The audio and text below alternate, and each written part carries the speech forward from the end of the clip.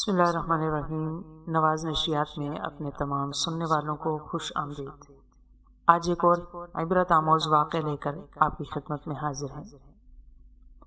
حجت الاسلام حضرت مولانا قاسم نانوتوی رحمہ اللہ فرماتے ہیں کہ ایک مرتبہ میں حضرت گنگوہی رحمہ اللہ کی خدمت میں گنگو حاضر ہوا۔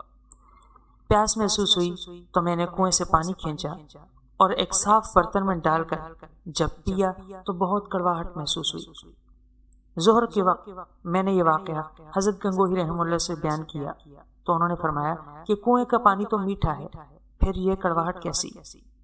حضرت نانوتوی رحمہ اللہ فرماتے ہیں میں نے وہی برتن حضرت گنگوہی رحمہ اللہ کو پیش کیا اور جب انہوں نے چکھا تو انہیں بھی پانی میں تلخی محسوس ہوئی۔ ظہر کی نماز کے بعد حضرت گنگوہی رحمہ اللہ نے سب نمازیوں سے فرمایا کہ جس قدر ہو سکے کلمہ طیبہ کا ورد شروع کریں۔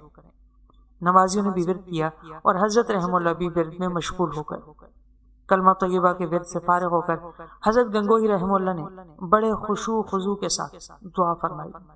دعا کے بعد اسی برتن کو اٹھا کر پانی پیا تو پانی میٹھا ہو چکا تھا۔ سبھی نمازیوں نے بھی باری باری چکھا تو کسی قسم کی تلخی اور کڑواہٹ محسوس نہیں کی۔ حضرت گنگوہی رحمہ اللہ نے فرمایا کہ پانی کی کڑواہٹ کی اصل وجہ یہ تھی کہ اس برتن کی مٹی اس قبر سے لی گئی تھی جس پر عذاب ہو رہا تھا۔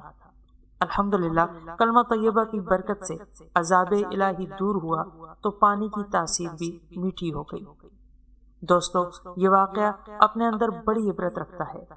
ہمیں یہ ضرور سوچنا چاہیے کہ اگر عذاب الہی والی قبر کی مٹی کی یہ تاثیر ہے کہ وہ میٹھے پانی کو کڑوا کر دیتی ہے تو قبر میں موجود اس گناہگار پر کیا گزر رہی ہوگی جو اس عذاب میں مبتلا ہوگا۔